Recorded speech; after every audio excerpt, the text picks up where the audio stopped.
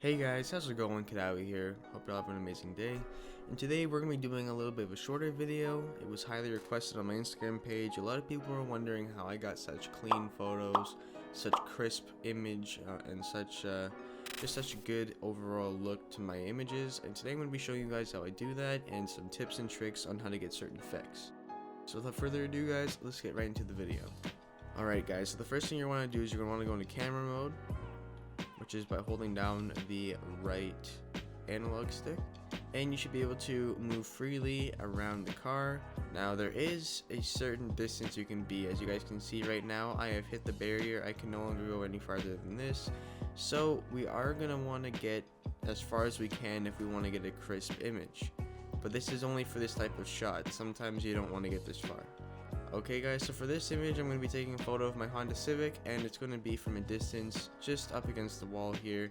And for this kind of image I don't want it to be too low, because if it's too low you see too much of the ground. So you want to bring it up to about eye level, and you're going to want to just zoom in. Now it's raining, which will affect the image, but just for this example I'm going to be doing it like this, and we'll get rid of the rain in the actual photo that we would be posting somewhere. So with this one, don't worry if you're gonna see the rain.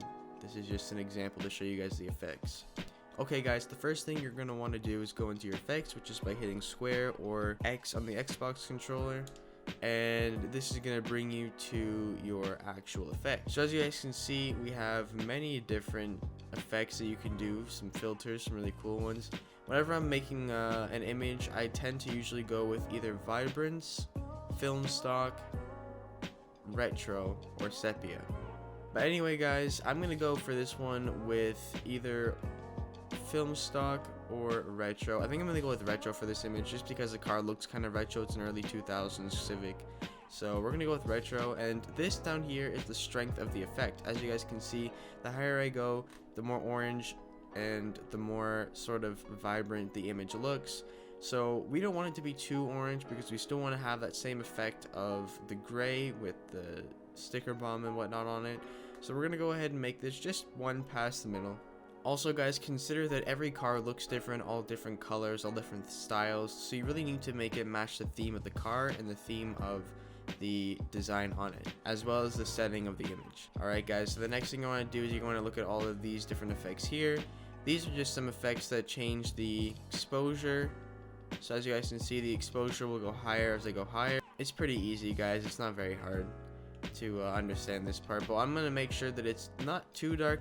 If you guys want your image to look more realistic, you're usually going to want to go with an image that's a little bit darker, but not too dark, because then it ruins the entire look of the image and it messes up the colors, and it overall just does not look good. So we want to go for this one. I'm going to probably go one below middle ground here, so this is where I'm going to go. Like I said, every single one of these settings guys, it depends on what kind of car you're driving, what theme of car. So two images can't look the same because every car is different. Okay guys, now we have the chromatic effects. This will pretty much make it look 3D with the red and blue effect on it, and it'll sort of warp the image, so that obviously the higher you go, the more will show. Now this is a cool effect, and I do like this effect. I just don't think it will suit this one. As you guys have seen in the past, I have done this with one of my Mitsubishis on Instagram, and it just matched the whole theme because it gave it that sort of weird phase look. But anyway, we're going to be taking that off for this one just because it does not suit what I'm doing. Now, the most important thing to make it look realistic, in my personal opinion, is to have focal distance and depth of field pretty low. The reason why is because it gives more of a look at the car and all of the things that have to do with the car, and it pretty much just makes the car pop out more, as well as just makes the car look a little bit more realistic, because in real life you tend to have camera angles if you're taking a really good car photo, and with those car angles they will tend to have a very blurred out background, focusing primarily on the car. Okay guys, and finally you have the lens distortion gains. This will pretty much warp your image and make it a little bit closer, more bubble effect. I'm personally not going to do this because I do like the angle it's on, but I am going to make it just 2 clicks from low to high, just because that gives you a little bit of a closer look at the car. Okay guys, now we have our vignette. and we have our film grain, bodywork damage, lens flares, and drivers. Now, something I find essential for doing these kind of photos, I don't typically use my vignette effect because I don't think it's necessary. Once again, depends on the card, depends on the person, depends on the entire setting. But anyway, so we're gonna leave that on low, aka off. And here we have film grain. Now film grain is cool, but I personally don't think I would use this because it does move a little too much. I would probably end up using this on Photoshop and putting that in later. If you guys want to see me do a Photoshop video on what I do in Photoshop for my images, leave a comment below and I will go onto that and I'll go more in depth on that. But for now, we're going to be just focusing on what happens in the game. Okay guys, so then next we have bodywork damage, lens flares, and drivers. Now at nighttime, typically I would have lens flares on just because it gives once again, the setting, it gives more effect, but it also depends on the car. If the lens flare is too bright because they have LED lights in the car, then you're going to want to most likely turn that off, and then that will completely eliminate the flare, but you'll still see the lights on. Because the lights are off and it is daytime, I am going to turn this off anyway just because I find it really unnecessary. And I'm also going to turn off bodywork damage. This way, if you have a beat up car or it's kind of crashed up, when you're doing this, it will eliminate the bodywork damage, so I always take that off as well. Of course, it starts raining again. Why wouldn't it rain? Like it just... Anyway guys, final effects are saturation, red tint, green tint, blue tint, and contrast. So pretty much here you're working with your RGB lighting and coloring and just some saturation to make it more vibrant and contrast to make it brighter or darker. Okay guys, so first we're going to be talking about saturation. Saturation is pretty much just making the image more vibrant and making the colors really pop a little bit more. As you guys can see on the front here, the color of these stickers did light up quite a bit, almost to the point where they're glowing. As you guys can see, this really does play a big effect.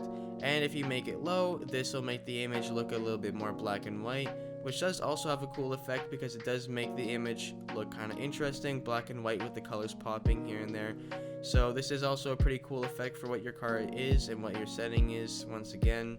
But for this, I'm going to probably just keep this at around here. The reason why I keep it at middle or below middle is because it will make the car look a little bit more realistic. If you're looking for more of an affected look and you're making it look a little bit cooler, or you're trying to make it look like it has some added on effects, then I would recommend raising your saturation maybe 1 or 2 to the right. But because I want this to look realistic, I'm gonna make it go 1 to the left or 1 to the right, nothing more than that. So for this one, because I have the stickers and I think that they really pop, I am gonna make it go 1 to the right, but usually I would only go 1 back. Okay guys, now we're going to talk about our red tint, green tint, and blue tint. So guys, as you may know, it is quite simple. Every single image, or almost every single image, is made up of 3 of the primary colors, red, green, and blue, and that is what creates a pretty standard image. As you guys can see, it does balance out the colors, but when I move one of them to the left, it'll completely change the color. This will now be a mix between green and blue, and will eliminate the red for the most part. And I can completely go to the left and it'll really increase the contrast, the brightness, and it'll pretty much make the image look completely blue. If you guys are trying to make this 1 or 2 colors, it will make this effect in the background. So what you're gonna have to do is you're gonna have to lower your contrast, or you're gonna have to lighten it. But to be honest, having this much of one color all the way down really does look pretty bad, so I don't recommend doing that. Same thing goes for green tint. The blue and the red will make it pink, and the same for blue. The green and red will make it yellow. So for this one, I don't typically mess with it too much. If I'm making an image that looks like there's a sunset in the background, or it has sort of a sunset vibe, I will typically take away the green and it'll give it that pink sunset look, but I don't usually use that. But if I will use that, I will also lower the saturation just so it doesn't look too crowded with color. For this one though guys, I am going to leave this normal because it does look clean like this, and yeah, that's pretty much it. So now as you can see, we can go into our contrast, and we can make this either very dark contrast, or we can make this a lot higher of contrast. I find the higher the contrast, it makes it look a little bit worse. If you are going to make a high contrast, then I would put film grain on because it gives it that retro look. But for this, I am not doing that. Like I said, once again, it does depend on the style of the car, the style of the theme of the photo, and whatnot like that. So yeah, anyway guys, that is pretty much it for this video. Hope you guys enjoyed. Don't forget to comment, like, and subscribe. Like I said, if you guys want to see what I do on Photoshop to make the images look even better, go ahead and leave a comment and I will make a video on that. And if you guys also want to see any other tips and tricks videos on the channel, please leave a comment down below. And as always guys,